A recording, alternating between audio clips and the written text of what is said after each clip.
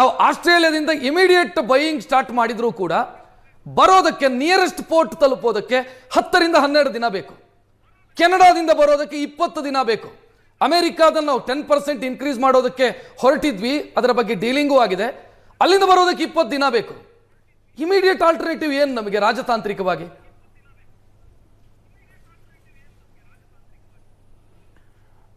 ಅದು ನೀವು ಹೇಳಿದ ಸಮಯಕ್ಕಿಂತ ಹೆಚ್ಚು 2 ದಿನ 3 ದಿನ ತಗೊಂಡ್ರೂ ಕೂಡ ನಾವು ಆಗಲೇ ಅಲ್ಲಿಂದ ಖರೀದಿಸಿ ಆಗಿದೆ.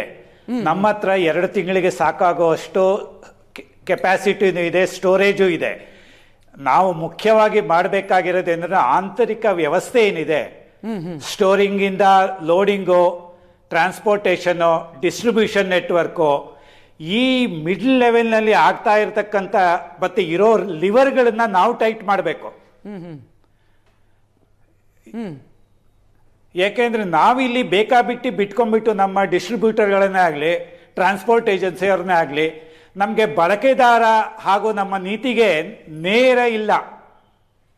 ಮಧ್ಯದಲ್ಲಿ ಚೆಕ್ಸ್ ಅಂಡ್ ಬ್ಯಾಲೆನ್ಸಸ್ ಇದೆ. ಇದು ನಿರ್ವಹಣೆ ಮಾಡಬೇಕಾಗಿರೋದು ನಮ್ಮ ಜವಾಬ್ದಾರಿ. ನಾವು ಅದನ್ನು ಸರಿಯಾಗಿ ಮಾಡ್ತಾ ಇಲ್ಲ. ಯಾವುದೇ ಒಂದು ಕ್ರೈಸಿಸ್ ಬಂದಾಗ ಅದರ ಮ್ಯಾನೇಜ್ಮೆಂಟ್ಗೆ ಸರ್ಕಾರ ಯಾವ ಒಂದು ದಾರಿಯನ್ನು ಹಿಡಿಯುತ್ತೋ ನಾವು ಅದ್ರ ಜೊತೆ ಸಹಾಯ ಕೊಡೋದಿಲ್ಲ, ಸಹಕಾರ ನೀಡೋದಿಲ್ಲ. ಹೇಳ್ತೀವಿ ಅಂತ ಪಬ್ಲಿಕ್ ಆಗಿ ಹೇಳ್ಕೊಳ್ತಾರೆ, ಆದರೆ ಕಾರ್ಯರೂಪದಲ್ಲಿ ಹೆಚ್ಚು ಜನ ಇವತ್ತು ಇರ್ತಕ್ಕಂಥ ಸೋಕಾಲ್ಡ್ LPG ಶಾರ್ಟೇಜನ್ನ ಜನಕ್ಕೆ ಅರ್ಥ ಇದ್ರೂ ಕೂಡ ಒಂದು ರೀತಿಯಲ್ಲಿ ಕನ್ಫ್ಯೂಸ್ ಆಗಿ ಕಮೋಷನ್ ಆಗಿ ಕ್ರಿಯೇಟ್ ಮಾಡ್ತಾ ಇರೋದು ಏಜೆನ್ಸಿಗಳ ಮುಂದೆ. ಸರ್ ತಾವು ಹೇಳ್ತಾ ಇರೋದು ಹಂಗಿದ್ರೆ ಇದು ಎಕ್ಸ್ಟರ್ನಲ್ ಪ್ರಾಬ್ಲಮ್ ಅಲ್ಲ, ಇಂಟರ್ನಲ್ ಪ್ರಾಬ್ಲಮ್ ಅಂತನಾ? ಎಕ್ಸ್ಟರ್ನಲ್ ಪ್ರಾಬ್ಲಮ್ ಅಲ್ಲ, ಇದು ಇಂಟರ್ನಲ್ ಅಂತನಾ? ಇಂಟರ್ನಲ್ ಪ್ರಾಬ್ಲಮ್, ಪ್ರೊಕ್ಯೂರ್ಮೆಂಟು ನಮ್ದು ಸರಿ ಇದೆ, ಡಿಸ್ಟ್ರಿಬ್ಯೂಷನ್ ಪ್ರಾಬ್ಲಮ್ ಬರೋದು. ಹೊರಗಡೆಯಿಂದ ನಮ್ದು ಏನು ಖರೀದಿ ನೀತಿ ಇದೆ ಅದು ಸರಿಯಾಗೇ ಇದೆ. ಮುಂದೆ ಅಕಸ್ಮಾತ್ ಇದು 4-6 ವಾರ ಹೋದಾಗ ಆಗೋ ಸಮಸ್ಯೆಗೆ ನಾವು ಈಗ ಪರಿಹಾರ ಕಂಡುಹಿಡ್ಕೊಂಡಿರೋದು. ಹೆಚ್ಚು ಖರೀದಿ ಮಾಡಿರೋದು, ತರಿಸ್ಕೊಳ್ತಾ ಇರೋದು, ದಾರಿಯಲ್ಲಿರೋದು.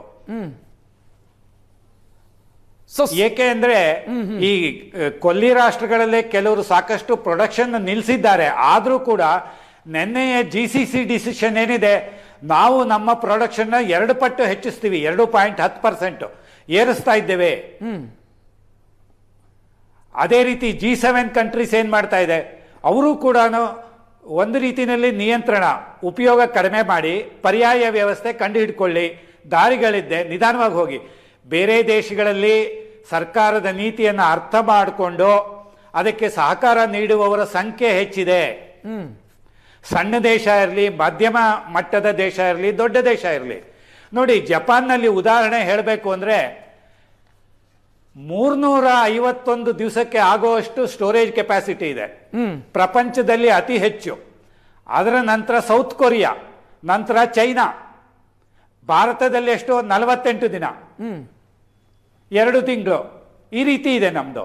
ಹಾಗಾಗಿ ಇದು ನಮ್ಮ ಆಂತರಿಕ ವ್ಯವಸ್ಥೆಯಿಂದ ಕನ್ನಡಿ ಹಿಡಿಯತ್ತಷ್ಟೇ ಹೊರತು ವಿಶ್ವ ಮಟ್ಟದಲ್ಲಿ ನಡೀತಾ ಇರತಕ್ಕಂತ ನಮ್ಮ ಚಾಣಕ್ಯ ನೀತಿ ಏನು ಜೊತೆನಲ್ಲಿದೆ ಅದು ಸರಿ ಇದೆ.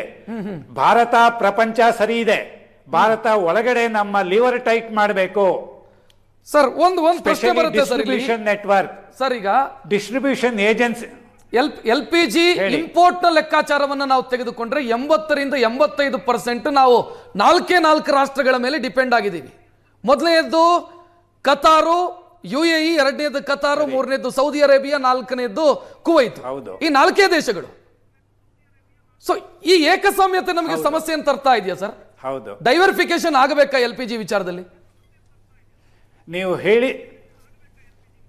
ನೀವು ಹೇಳಿರೋ ಅಂತ ಈ 4 ರಾಷ್ಟ್ರಗಳೇನೆ ಮಿಡ್ಲ್ ಈಸ್ಟ್ ರೀಜನ್ ನಲ್ಲಿ ನಮ್ಮ ಪರವಾಗಿಯೇ ಇದ್ದಾರೆ. ಎಲ್ಲದಕ್ಕೂ ಭಾರತವನ್ನೇ ಉಚ್ಚಾರ ಮಾಡ್ತಾರೆ ಅವರು.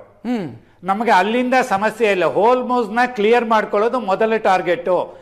ಅಲ್ಲಿ ಇರ್ತಕ್ಕಂಥ ಪ್ರತಿಯೊಂದು ರಾಷ್ಟ್ರಗಳೂ ಇರಾನ್ಗೆ ಒಂದು ರೀತಿನಲ್ಲಿ ಇಂಡೈರೆಕ್ಟ್ ಆಗಿ ಅವರ ಪೊಸಿಷನ್ ಸರಿ ಇವತ್ತು ಅಂತ ಹೇಳ್ತಾ ಇದ್ದಾರೆ.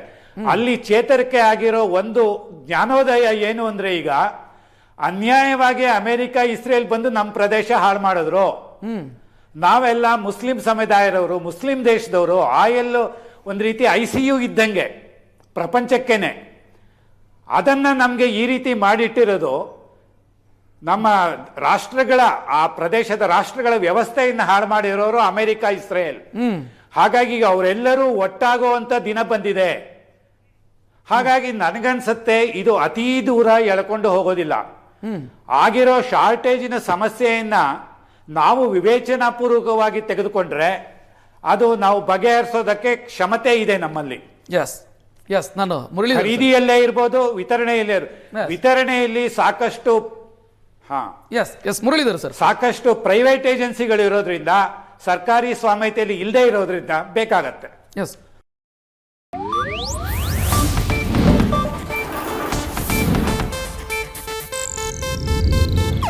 ಇದು ಏಷ್ಯಾನೆಟ್ ನ್ಯೂಸ್ ನೆಟ್ವರ್ಕ್ ಪ್ರಸ್ತುತಿ.